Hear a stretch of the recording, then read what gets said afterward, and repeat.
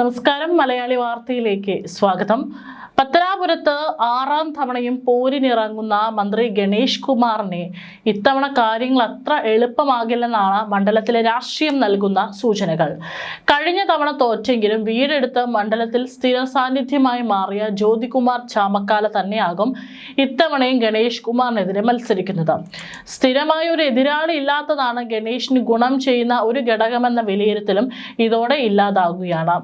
രാഷ്ട്രീയ പോരാട്ടത്തിന്റെ ചൂടേറിയ കളം എന്നതിലുപരി പത്തനാപുരം സാക്ഷ്യം വഹിക്കുന്നത് നോവുന്ന ഒരു ഓർമ്മ പുതുക്കലിനാണ്. മറ്റാരുമല്ല, ഉമ്മൻചാണ്ടി എന്ന ജനനായകന്റെ സ്മരണകൾ പത്തനാപുരത്തെ വോട്ടർമാരുടെ ഉള്ളുലയ്ക്കുമ്പോൾ വികാരഭരിതയായാണ് മകൾ മറിയ ഉമ്മൻ UDF പ്രചാരണ വേദിയിലെത്തിയത്. ഇത്തവണത്തെ തെരഞ്ഞെടുപ്പിൽ മറിയ ഉമ്മൻ സ്ഥാനാർത്ഥിയാകുമെന്നുള്ള അഭ്യൂഹങ്ങൾ നിലനിൽക്കുന്നുണ്ടായിരുന്നെങ്കിലും അതൊന്നും തന്നെയില്ല. മറിയ ഉമ്മൻ ഒരു സ്ഥാനാർത്ഥിയുമല്ല. പക്ഷെ പ്രചാരണ വേദിയിലേക്കാണ് മറിയ ഉമ്മൻ എത്തിയിരിക്കുന്നത്. ആര് മാപ്പ് നൽകിയാലും ഗണേഷ് കുമാറിനെ പത്തനാപുരത്തെ ജനങ്ങൾ മാപ്പ് നൽകില്ലെന്നാണ് മറിയ ഉമ്മൻ തുറന്നടിച്ചത്. UDF സ്ഥാനാർത്ഥി ജ്യോതികുമാർ ചാമക്കാലയുടെ പ്രചാരണാർത്ഥം തലവൂരിൽ സംസാരിക്കുകയായിരുന്നു അവർ. തന്റെ രാഷ്ട്രീയ പ്രവർത്തനത്തിന് പത്തനാപുരത്ത് നിന്ന് തന്നെ തുടക്കം കുറിച്ചത് അപ്പയോടുള്ള കടപ്പാട് കൊണ്ടാണെന്ന് മറിയ പറഞ്ഞു.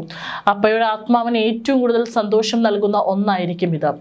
ഒരാളെ പോലും ബുദ്ധിമുട്ടിക്കാത്ത അപ്പയെ ചിലർ വേട്ടയാടി. മറുനാട്ടിൽ നിന്നുള്ളവരല്ല, സ്വന്തം നാട്ടുകാർ തന്നെയായിരുന്നു ആ ദുരാരോപണങ്ങൾക്ക് പിന്നിൽ. അത് അപ്പയെ വല്ലാതെ വേദനിപ്പിച്ചിരുന്നു, മറിയ വിതുമ്പലോടെ ഓർമ്മിപ്പിച്ചു. പത്തനാപുരത്തെ വികസനം നാട്ടുകാർക്കല്ല, മറിച്ച് മറ്റാർക്കോ വേണ്ടിയാണെന്നും അവർ പരിഹസിച്ചു. ജീവിതത്തിന്റെ അവസാന മാസങ്ങളിൽ സോളാർ കേസുമായി ബന്ധപ്പെട്ട വേട്ടയാടലുകൾ ഉമ്മൻചാണ്ടിയെ തളർത്തിയിരുന്നു. സംസാരിക്കാൻ കഴിയാത്ത അവസ്ഥയിൽ പോലും താൻ കുറ്റവിമുക്തനായ വാർത്ത സന്തോഷത്തോടെയാണ് അപ്പ തന്നെ കാണിച്ചു തന്നതെന്നും മറിയ പറഞ്ഞു. CBI റിപ്പോർട്ട് വന്നപ്പോൾ അപ്പയ്ക്ക് സംസാരിക്കാൻ കഴിയില്ലായിരുന്നു. എങ്കിലും ആ കണ്ണുകളിലെ തിളക്കം ഒരു മകളെന്ന നിലയിൽ തനിക്ക് മനസ്സിലായി. 3-4 മാസത്തോളം അപ്പ ആ വേദന ഉള്ളിലൊതുക്കിയിരുന്നെന്നും മറിയ പറഞ്ഞു. പത്തനാപുരത്തെ ഓരോ വോട്ടർക്കും സത്യം എന്താണെന്നറിയാം. അപ്പയെ ക്രൂശിച്ചവർക്ക് ഇവിടുത്തെ ജനങ്ങൾ ബാലറ്റിലൂടെ മറുപടി നൽകും. ജ്യോതികുമാർ ചാമക്കാല വൻ ഭൂരിപക്ഷത്തോടെ വിജയിക്കുമെന്നും ഉമ്മൻചാണ്ടി വികാരം മണ്ഡലത്തിൽ അലയടിക്കുമെന്നും മറിയ ഉമ്മൻ ആത്മവിശ്വാസം പ്രകടിപ്പിച്ചു. സോളാർ കേസിലെ വിവാദങ്ങൾ തെരഞ്ഞെടുപ്പിൽ സജീവ ചർച്ചയാക്കാനാണ് കോൺഗ്രസിന്റെ തീരുമാനം. ഉമ്മൻചാണ്ടി എന്ന ജനനായകനെ ജീവിച്ചിരുന്നപ്പോൾ വേട്ടയാടിയവർക്കും കുരിശിലേറ്റിയവർക്കും വിധി കുറിക്കാൻ പത്തനാപുരത്തിന്റെ മണ്ണിൽ മറിയ ഉമ്മൻ എത്തിക്കഴിഞ്ഞു. UDF സ്ഥാനാർത്ഥി ജ്യോതികുമാർ ചാമക്കാലയ്ക്ക് വേണ്ടി വോട്ട് അഭ്യർത്ഥിക്കാനെത്തിയ മറിയ ഉമ്മന്റെ വാക്കുകൾ ഓരോന്നും കേരളം ചർച്ച ചെയ്ത സോളാർ ഗൂഢാലോചനയുടെ മുറിവുകൾ ഉണർത്തുന്നതായിരുന്നു. സോളാർ ഗൂഢാലോചനയിൽ ഗണേഷ് കുമാറിന്റെ പങ്ക് നേരത്തെ തന്നെ ചർച്ചയായതാണ്.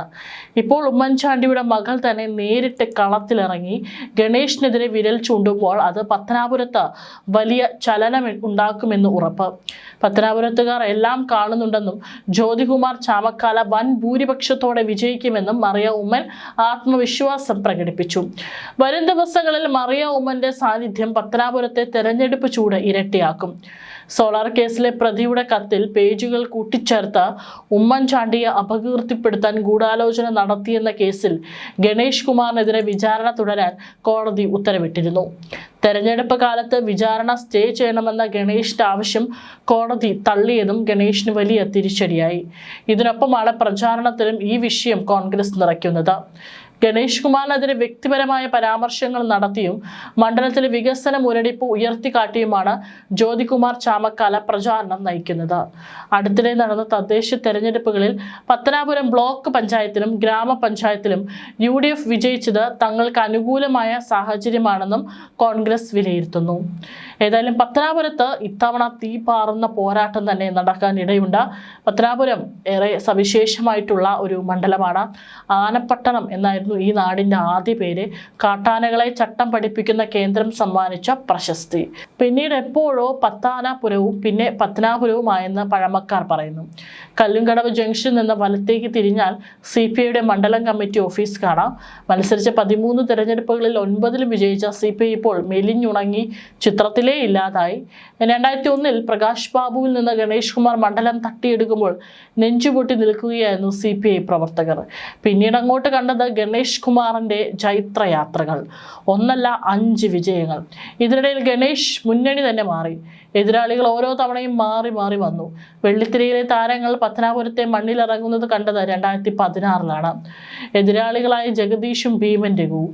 പ്രചാരണത്തിന് മോഹൻലാലിനെയും ദിലീപിനെയും കാവ്യമാധവനെയും ഒക്കെ ഇറക്കി ഗണേഷ് മുന്നോട്ട് തന്നെ. കഴിഞ്ഞ തവണത്തെ എതിരാളി ഗണേഷിന്റെ നിത്യവിമർശകനായ ജ്യോതികുമാർ ചാമക്കാല. 14,000-ൽ പരം വോട്ടിന് തോറ്റെങ്കിലും അങ്ങനെ എളുപ്പം വിട്ടുകൊടുക്കാനാകില്ല. മണ്ഡലത്തിൽ വീടെടുത്ത് സ്ഥിരതാമസമായി ചാമക്കാല. മണ്ഡലത്തിന്റെ മുക്കിലും മൂലയിലും രാവും പകലും സജീവം. ചാമക്കാലയല്ലാതെ മറ്റൊരാളെ വെക്കാനാകില്ല UDFന്. പക്ഷെ ഇതൊക്കെ പറഞ്ഞ് വിരട്ടണ്ട എന്ന് ഗണേഷ് കുമാർ. തദ്ദേശ തെരഞ്ഞെടുപ്പിലെ മിന്നുന്ന പ്രകടനത്തിനാണ് ചാമക്കാലയുടെ കണ്ണ്. 8 പഞ്ചായത്തുകളിൽ ഒരെണ്ണം മാത്രമുണ്ടായിരുന്ന UDF ഇത്തവണ നേടിയത് 6 എണ്ണം. 20 ബ്ലോക്ക് ഡിവിഷനുകളിൽ 16 എണ്ണം. 3 ജില്ലാ പഞ്ചായത്ത് ഡിവിഷനിൽ 2 എണ്ണവും. കേരള കോൺഗ്രസിന് ആകെയുള്ളത് 5 വാർഡുകളാണ്. കേരള രാഷ്ട്രീയത്തിലെ കുലപതികളായ ഉമ്മൻചാണ്ടിയുടെയും VSന്റെയും R ബാലകൃഷ്ണപിള്ളയുടെയും മരണശേഷമുള്ള ആദ്യ നിയമസഭാ തെരഞ്ഞെടുപ്പ്.